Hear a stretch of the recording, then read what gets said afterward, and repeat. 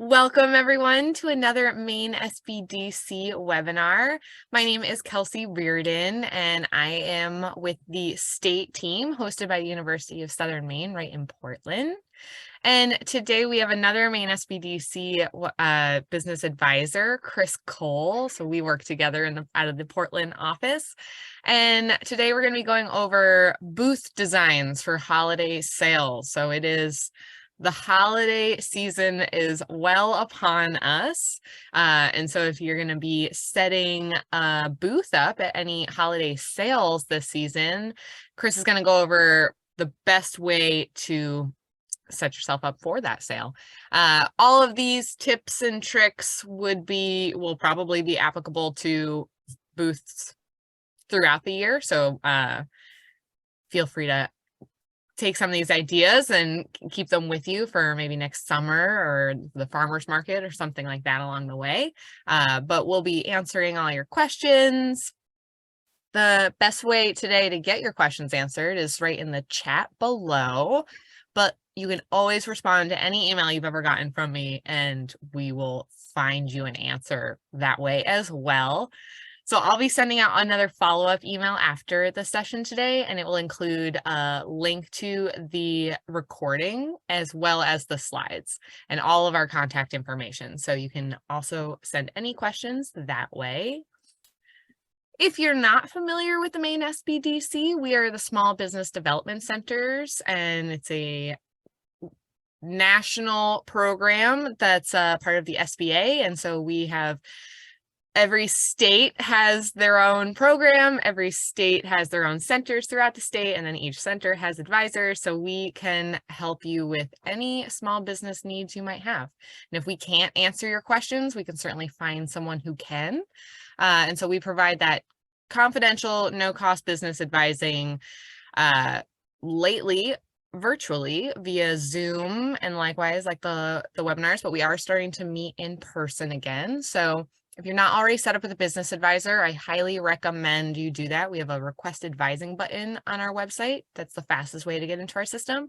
And that will also be included in my follow-up email. So we can connect you with the closest business advisor to you.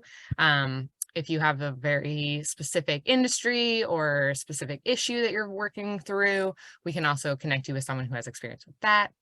So Chris is our designated foodie person. She has had a lot of experience owning and selling different restaurants and food businesses and setting up many booths along the way. So she's a great addition to the team and we're happy to have her today.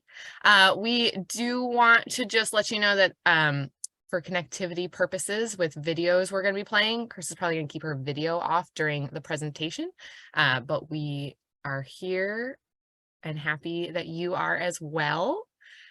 And otherwise, I think we're ready to get started. So I'll pass it over to Chris. Great. Thank you, Kelsey. And thank you everyone for being here. It is that time of year, holiday craft shows, right? And that's what we're going to go over. So Kelsey introduced me, but here's my contact information. And along with being in the restaurant and food industry, I actually was raised in the trade show industry. That's what my father did. So I have been attending and participating in shows since I was about 5 years old. And again, Kelsey said what the SBDC does. So we're here if you're starting a business, if you need help writing a business plan, we do the financial analysis. We'll help you with your marketing and sales. Also, if you want to sell a business or buy a business, we're there to help you do that. The things that we don't do is we're not attorneys and we're not accountants. So we're going to defer you to the professionals when it comes to that. And we're also not financial advisors. So when it comes to your personal finances, if you're thinking about robbing your retirement to start a business, we're going to highly recommend you talk to a financial advisor about that. And here is just a map of our locations throughout the state. Like Kelsey said, we come to you via Zoom. So I have clients that are as far away as Somerset County, and I'm in Cumberland and York counties. So I certainly can, if you're in the restaurant industry or if you do bottled sauces, things like that, and you want to talk to me directly, that is not a problem. So you're not beholden to one area. And as Kelsey said, we also are now doing in person. So if you prefer office time, we can do that as well. All right, on to the webinar. So how do you stand out in a crowd? And really, this is what so many of the holiday craft shows look like now. On average, you have anywhere from 2 to 5 seconds to be able to attract the attention of the showgoers, right? And you want them to enter to your booth and buy products from you. So to succeed, you're really going to need to make a very fast impact. And this means designing your booth to stand out. And how do we do that? We're going to talk about the elements that we use. You can purchase booth displays. We'll look at some of those.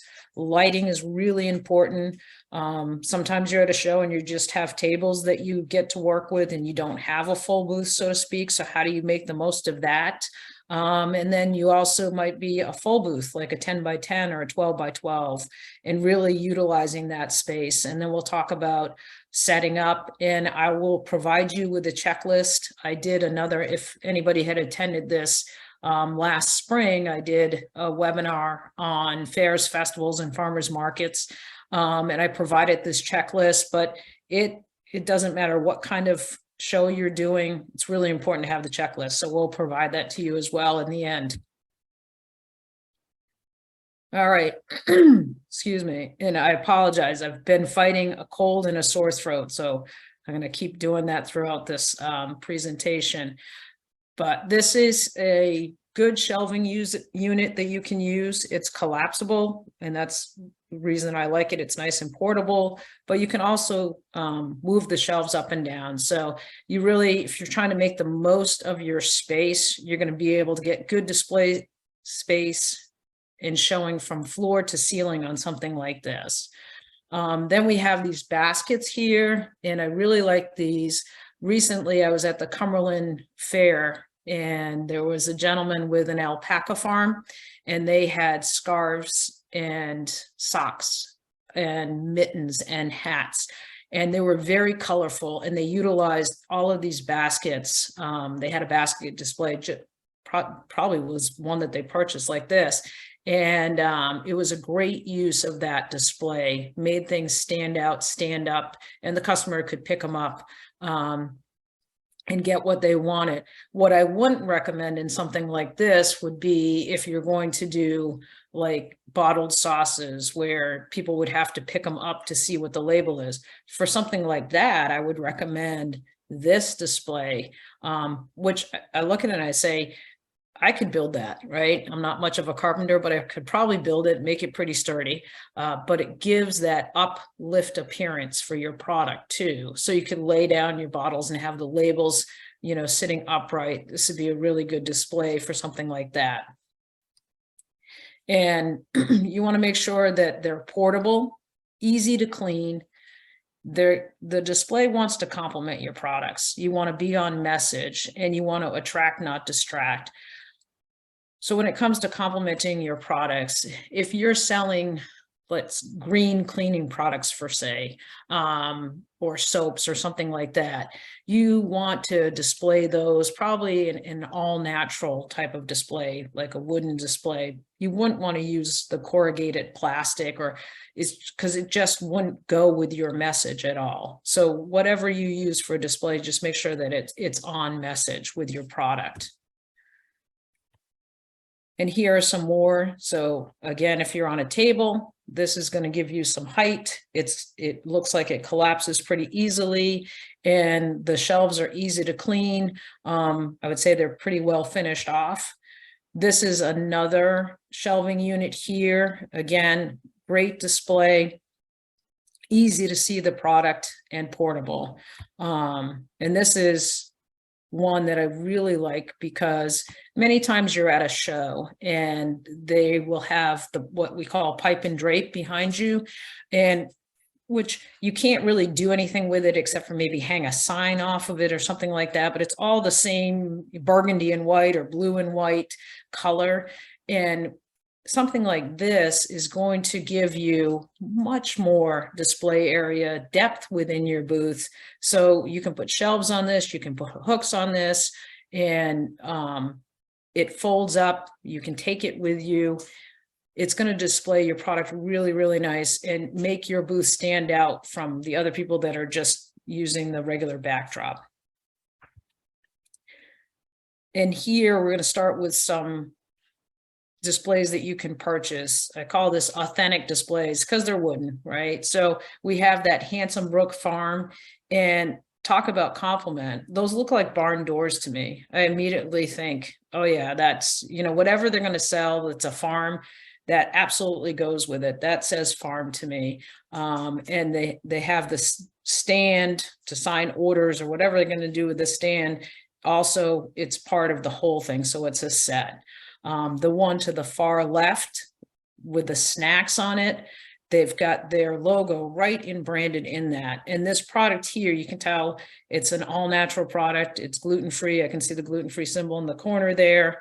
And they've got shelves in it. So we have some height going on, pretty pictures of just the nuts, right? So that kind of draws you in. It's not a picture of their product, but it's what their product is made with.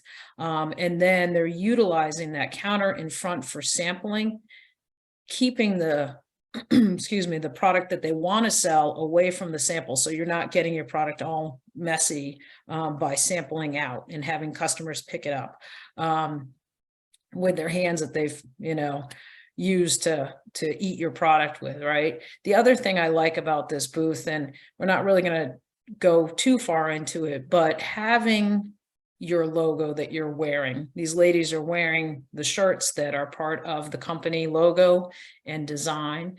And even if you're just talking about doing craft fairs, and you know, this is probably a giftware or a trade show, but when you're doing festivals and craft fairs and things like that, I used to, with one of my businesses that I had, which was, we sold gluten-free sauces, dressings, and pickles. We had aprons made up that had our company name and logo on them, and we wore them at every show, no matter what. So people knew, you know, they called us the Sauce Girls. They knew who we were. And then the last display I want to look at in this set here is the one that looks like two ladders. This is, I think, I just really like it. It's very cool. You can see from both sides. This is obviously an outside festival. It's sturdy. It holds their product, but the coloring that they've picked goes so well with their product too, because the inside glaze is a pretty gray. Those stands are a pretty gray, and they're going to hold the product. It gives it really good height. So nice, you know, utilization of the space that you have. So you're not cluttered in. And then these ones here, this is really more what you're going to see at professional trade shows, but I did want to go over them because some of the things you could also use, like the one, excuse me, with the pictures in it, the gray one, everything's gray there. If you're selling prints or your photography, paintings, things like that, I like this one because it draws you in from the top with the pictures, but they also have the stand in the bottom that looks like it's displaying prints for sale. And then you have the counter where you can write your orders on. The middle little stand, I mean, that's just kind of cute because it's got a pottery thing on it, but it all draws you into that booth. Then the one in the middle, this is a kit display, and it's basically one big sign. So if you're selling a service, this is the kind of display that you would want, right? They're selling document solutions. It's probably a software service that they're selling. I apologize. Those are my dogs because I'm still working from home. So I think they saw a squirrel or something. Anyways, this one in the middle, like I said, you can, they'll come in a nice kit. You pack it up. It's really portable, and it just gives a good view of what it is that, you know, you're selling. And then the last one in the corner here, if you're going to be writing orders, that's just, it looks like you're going into somebody's office. It's a good use of space. Again, this is just a preview of what you would probably see in a trade show as opposed to a fair. And then lighting it up. This is really important. When it comes to lights, just like the rest of your display, you want to make sure it's portable, easy to install. The lights, you want to focus your product and not, again, attract, not distract. So we're not going to go for any kind of flashing or strobe lights. Lots of times that actually people don't, it repels your customer as opposed to brings them in. And some show producers will already tell you that they don't allow strobe lights, right? And you want to make sure that they're going to, like the ones in the top corner that hook onto the bar. Those are great. Anything that clamps on, because as I said many times, you are going to have that piping around, and that's all you're going to be able to hook onto. So they got to be lightweight, hook on. And also now with LED, you don't have to worry about this as much. Most of the lights are cool lights, but you don't want lights that are going to heat your product up or warm up things, or in the end, discolored some of your product. And when you set your lights, make sure that they're not glaring off of if you have framed pictures or things like that. So it's the whole package here when we're talking about lighting. All right, table displays. Many times at a craft show, they're going to say, or a farmer's market, they're going to give you a table, not necessarily a full booth to work with, but just a table or a couple tables that you can display on, and that's your area. The one in the bottom with the Christmas gnomes, I really like the use of those crates there. Excuse me. And they've got everything on different levels, but they're all the same grouping. And we can see those little gnome Santa type things that they make them in various sizes. So they have them displayed really well. And then even though I don't believe they're selling the garland type stuff on the front, it goes with that whole Christmas look. So complementing your booth, and good color there. The one above it, that's really nice, all natural products. So we've got the wooden crates again, but then we have some shelving. So we've got vertical going on, and we have the soaps displayed, good color there, and nice little signage. Again, good use of a display. And then the last one, which is really my favorite one, because they use the crates, and I'm not sure, it looks like they probably made those or purchased them to have the rustic look, but this is something I actually used to do with my sauces, this type of display, and because I had some old crates that my grandfather had, so I used them. So they were really antique-y, like the fruit crate look. But this goes really well with their pottery, nice color grouping. And you could see that this would be something that you would take these home and have them in your house. Even their planters that they have, not sure that they're selling the plants per se, but they're selling the planters because this is pottery, but they actually have plants in there. So you're like, definitely goes with what they're selling. And then the whole thing complements the backdrop of the wall. And maximizing your space. So in this case, your booth might be a 10 by 10 or a 12 by 12. You've got bigger area going on. The bows, I really like those because that's a great use of a vertical display. If they had just stacked the bows up on top of each other, or even had traditional shelving, you wouldn't really be able to see them. But what they've done here, if they've slid them out, they've made them vertical, so you're seeing the top of the bow, and lots of good color on both sides. You're able to walk into this display, and that's also going to be really portable too. The furniture below, even though that's all one color, but that's what they probably use, that particular wood. They do have a couple pieces that are painted, but they complement each other there. And then from a selling perspective, most likely, if you like that look, you might be like, I'm going to buy the shelves, but I might want the table to go with it, and it all goes together. So we've got some add-on sales in a display like that. And then lastly, this debt pack. So Complementing, because those are eco-friendly packaging for takeout foods. And this really stays on message, using the wooden crates here as well. But they're reinforcing their message in the big sign.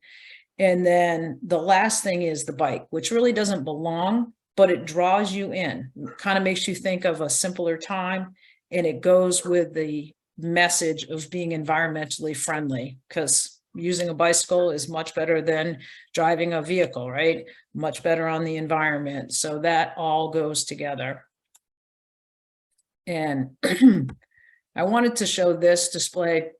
This person here, excuse me, this is from well, there are multiple pictures from different shows, but they participate in the New England Made show. And I love her product. It's a Maine made, and the big sign in the back. So when we talk about just having good signage there, even though it's one small product that they sell, the sign shows it in great proportion, really on message, so it's a women-owned business. They're made in Maine, environmentally or eco-conscious, all of that. And she had that dog actually trademarked. She had an artist do the whole setup, but it really draws you into the booth. And even though there's only one item she's selling here in different colors, you're attracted to it, and it's a good use of space. So what's wrong here? Okay. I'd say in both of these cases, we're looking at really crowded booths. Their lighting is not good at all for either one of them. They're very, very dark, really busy. And I'm not sure exactly what they sell, and they probably sell too many things. And that's another thing, is you may make a large product line, but you may not necessarily need to bring all your products to one show. May want to pick 4 or 5 really strong sellers, or things that you think will sell in a particular show, and bring those, because in both cases it looks really busy. I'm not attracted to either one of these booths. I don't know what they're selling. It just seems like clutter, and it almost makes me feel like if I was to take this, buy something from them, take it home, my house was going to be cluttered. Location and setup.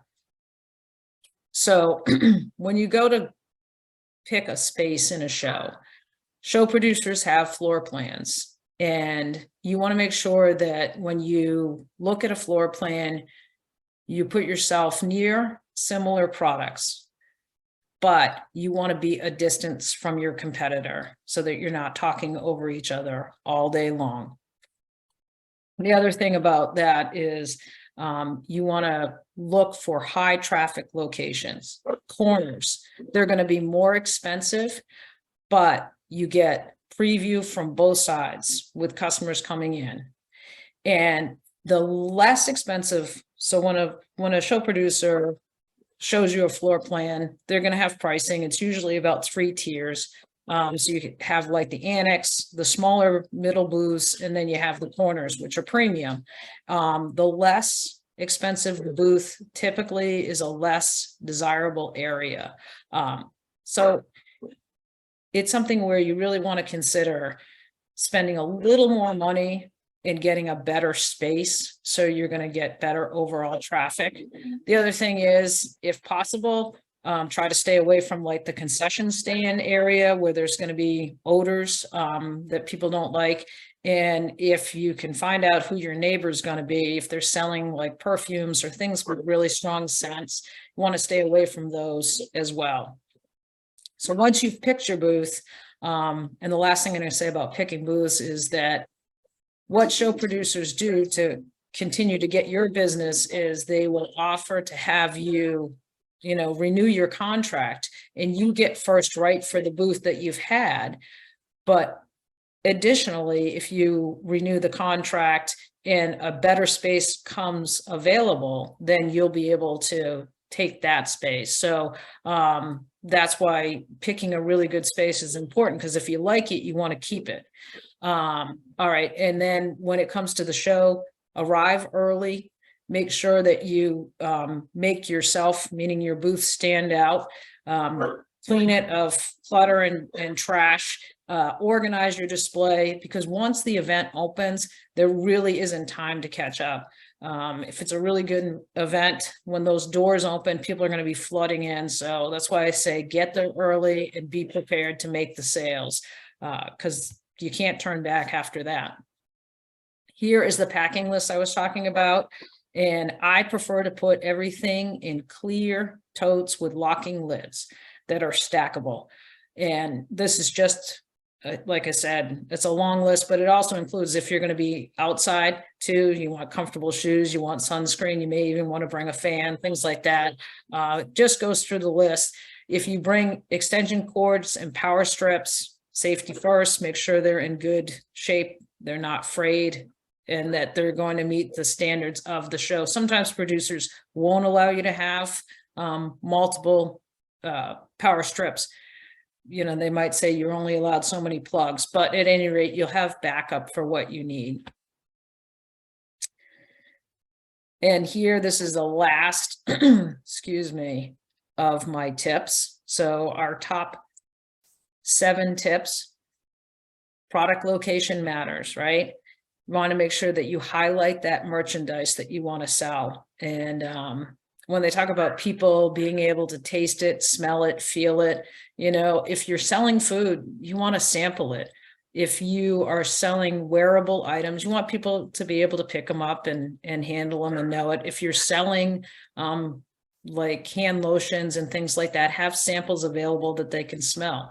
And then we talked about making sure that there's good spacing. So again, don't bring everything that you have. You know, you can bring a few nice items and display. Lighting, really, really important. And then making sure that your logo, the way people can get a hold of you is on every product label that you have, on all of your marketing materials, business cards that you're going to hand out. You know, just want to make sure that you stay on brand, because the best customer to have is the one that you already have. They're the easiest to sell to.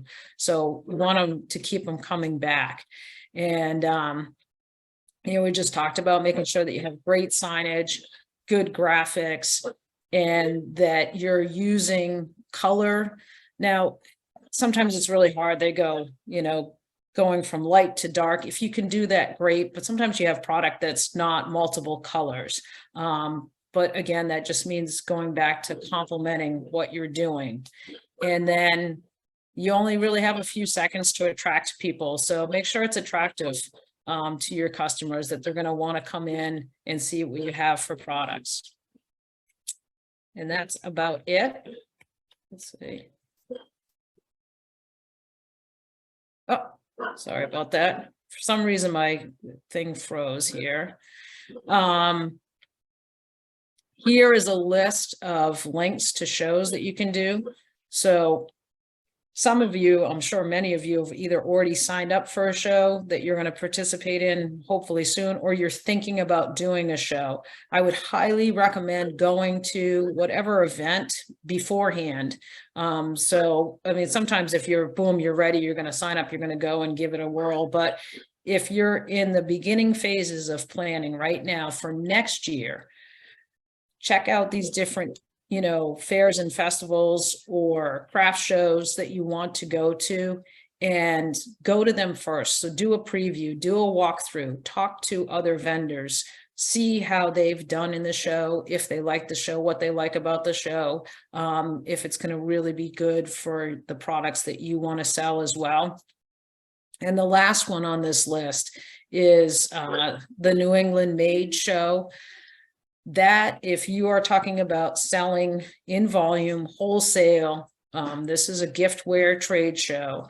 And if it's something you're interested in doing in the future, if you contact them directly, they will give you complimentary passes to the show. I think that you have to fill out some forms, but it's a great show, and really you have able to get some good ideas about doing it, and talk to other vendors while you're there as well. And I think that's about it. So I will go ahead and open it up to questions. I think I'm going to stop share right now. Awesome. Well, thank you very much, Chris. We did get a couple of questions. So early on, the very first displays that you were showing that were like the basket stands and that type, someone was asking, what is like the ideal height for stands like those? And so you went on to show like more like stand-up stands and then table stands. You talked about a lot of different heights. What do you think are ideal heights for booths? Right. So what is recommended is for people to be able to see things at eye levels, right?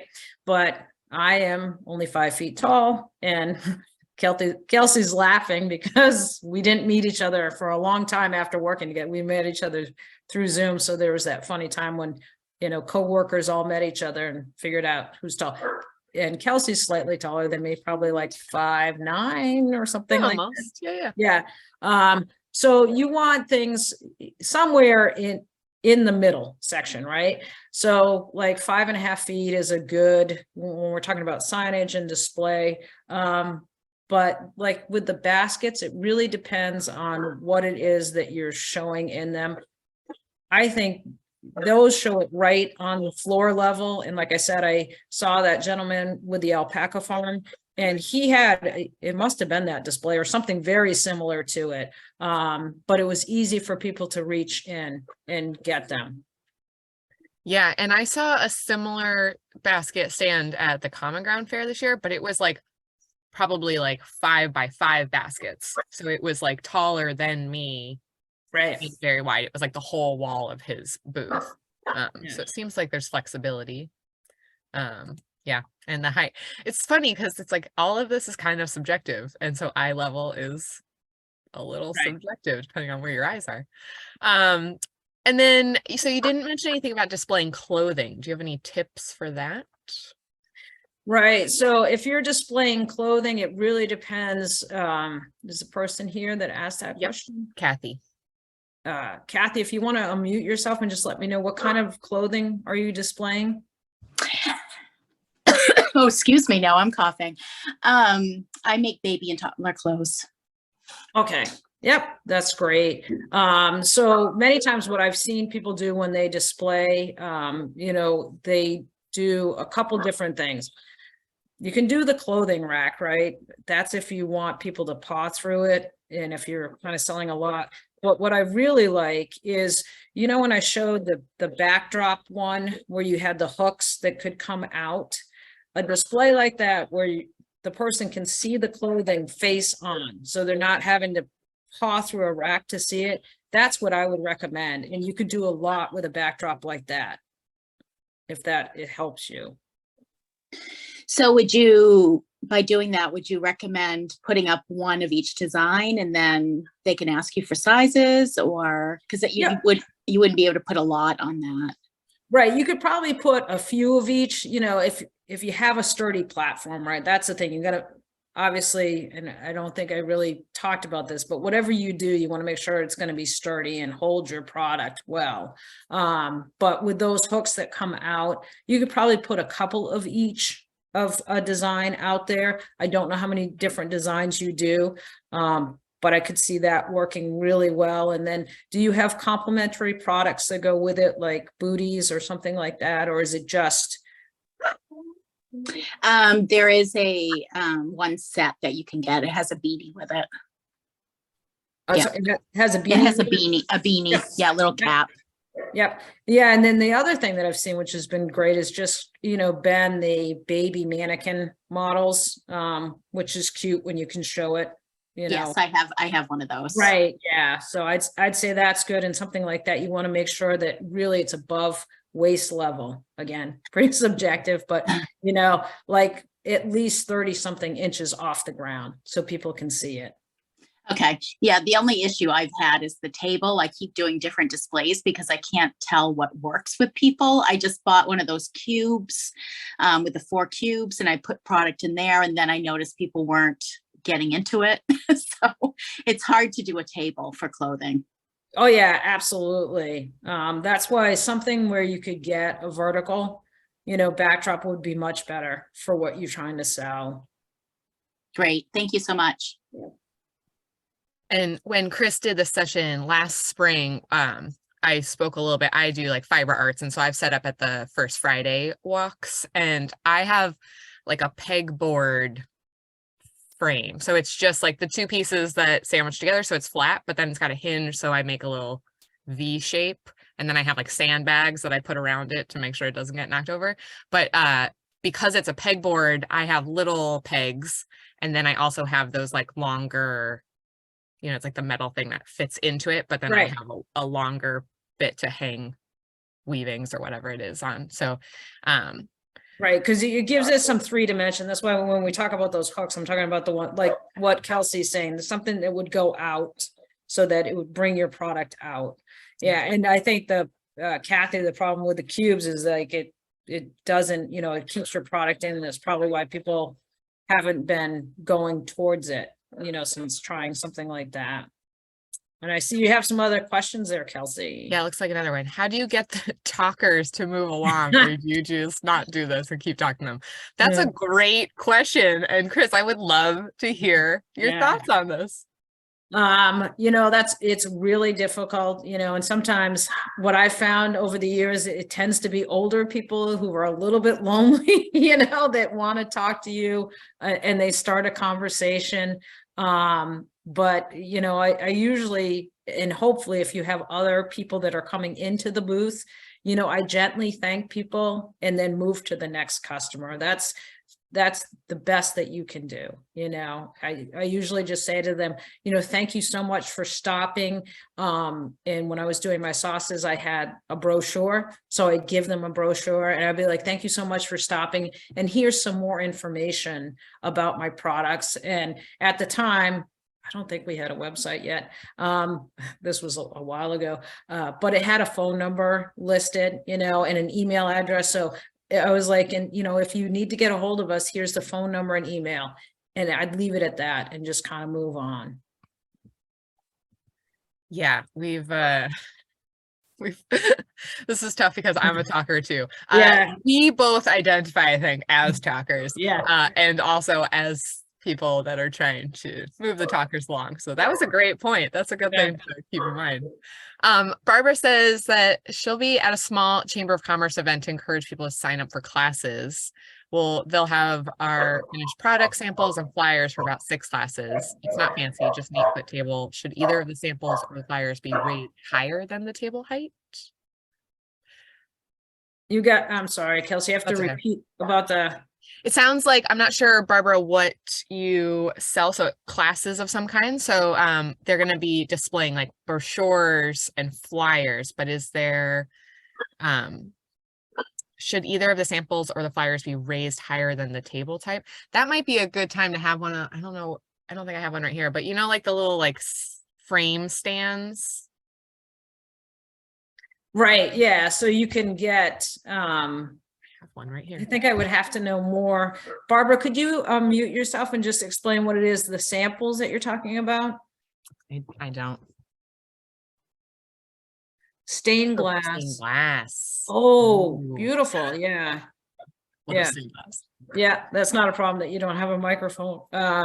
Yeah, so the stained glass, I absolutely would put that up. If you can, you know, do a backdrop display, that would be excellent to be able to do that. So, and even not something, you don't even have to get something as elaborate as that big wooden backdrop I was showing. You know, you can use, there are screens that you can get to as well. There's so many different things that you can use for display, but you can get those accordion screens that fold out, and on the screens you could be hanging your stained glass. I could see that working really well, and just probably some nice hooked lights over the top so that it shows it, and then you could put your sign right in the middle there. And hopefully that would help, you know, attract people and get them to sign up for your classes. Yeah, and I love stained glass. So I love that if you get to see the thing that you'll make in the class, I feel like that's a good sell Right. technique, sales technique, whatever. Cool. All right. I don't see any other questions, but if anybody has any, feel free to stick them in there. Thank you, Chris. I know that the holiday season can be very overwhelming for makers.